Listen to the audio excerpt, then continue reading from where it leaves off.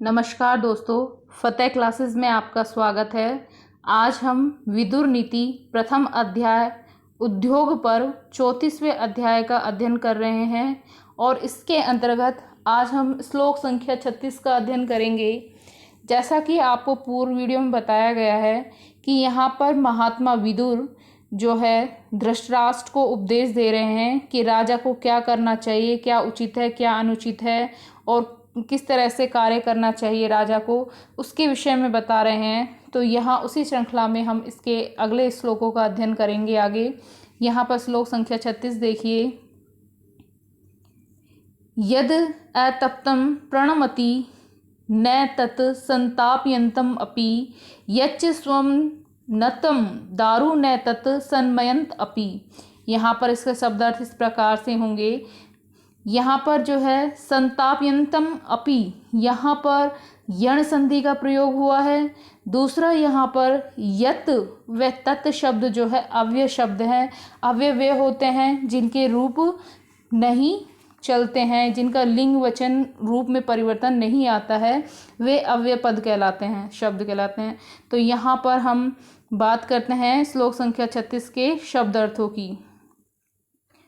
यत मीन्स जो, अतप्तम यानी बिना गर्म किए हुए, प्रणमति यानी मुड़ जाती है, मुड़ी हुई है, न यानी नहीं, तत् मीन्स वह, संतापयन्तम अपि यानी गर्म करते हैं, अपि यानी भी, यत च और जो, स्वयं यानी खुद ही, नतम यानी झुकी हुई, दारु यानी लकड़ी, न तत् उससे नहीं, सन्मयंतम अपि यानी झुकाते हैं, अपि यानी भी।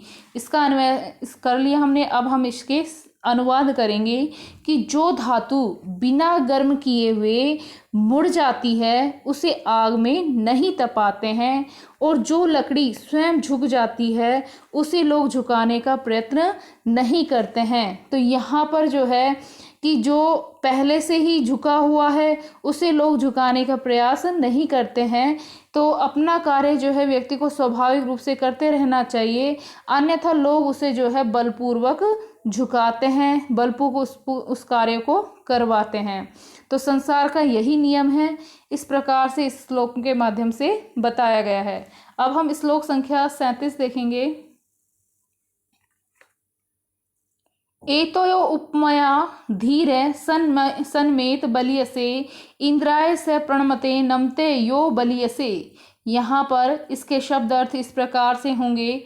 एत यानी इस, उपमया यानी समता से, धीर यानी धीर, सन्मेत यानी झुक जाए, बलियसे यानी बलवान के सामने, इंद्राय यानी इंद्र को, स मीन्स वह, प्रणमते यानी प्रणाम करता है, नमते यानी झुक जाता है, यह मीन्स जो, बलियश यानी शक्तिशाली के लिए। यहाँ पर इसका अन्वय इस प्रकार से होगा। एतया उपमया धीर है बलियसे सन्मेत, यह बलियसे नमते है, सह इंद्राय प्रणमते। इसका अनुवाद इस प्रकार से होगा कि इस दृष्टांत के अनुसार बुद्धिमान पुरुष को अधिक बलवान के सामने झुक जाना चाहिए। जो अधिक बलवान के सामने झुकता है वह मानो इंद्र देवता को प्रणाम करता है। यहाँ शक्तिशाली के सामने झुकने के लिए बोला गया है।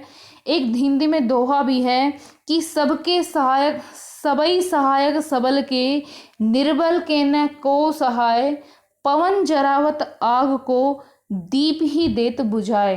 अतः प्राणी को पराक्रमी या शक्ति संपन्न होना चाहिए, तभी वह अन्य को नियंत्रण में रख सकता है। अब हम श्लोक संख्या 38 देखेंगे।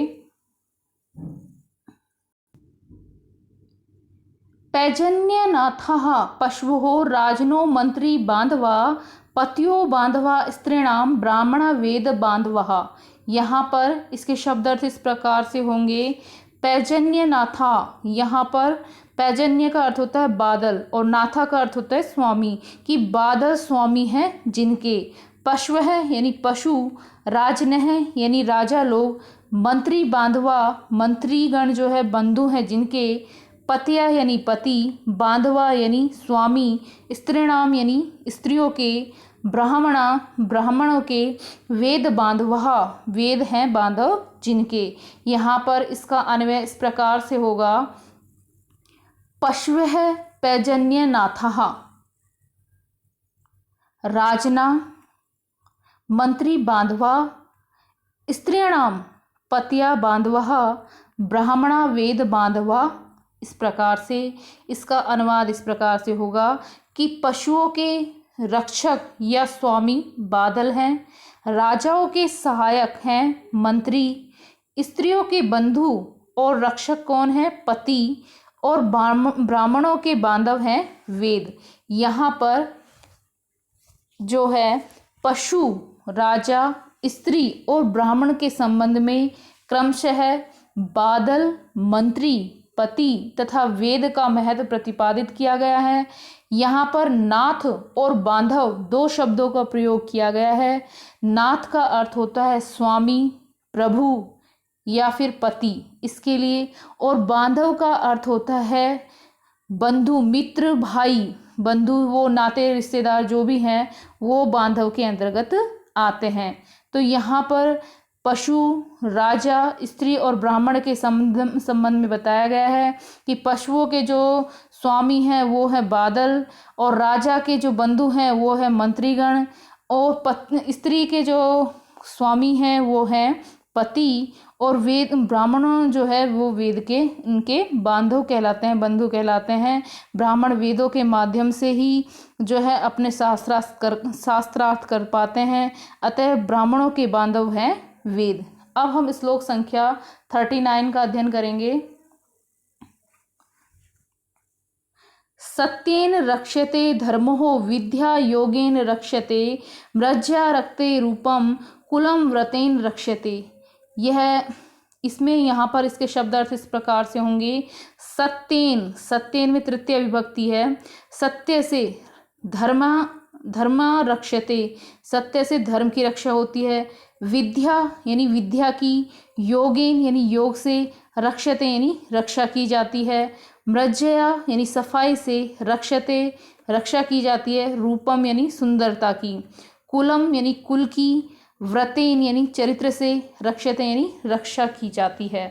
यहाँ पर इसका अन्वय इस प्रकार से होगा, धर्मम सत्येन रक्षते, विद्या योगेन रक्षते, रूपम मृज्या रक्षते,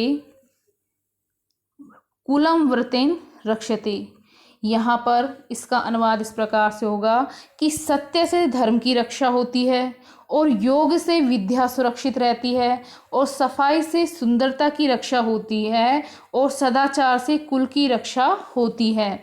यहाँ पर इन चारों की जो है रक्षा का आवश्यकता बताई है, धर्म, विद्या, रूप और कुल, और इन तीनों की जो रक्षा है क्रमशः सत्य, योग, शुद्धि और सदाचार के माध्यम से होती है। तो प्रत्येक उन्नतिशील व्यक्ति को यह ध्यान रखना चाहिए कि इनकी प्राप्ति के लिए वह निरंतर प्रयास करे। जो ये चारों बताए गए हैं इनकी प्राप्ति के लिए निरंतर प्रयास करने की सलाह दी गई है।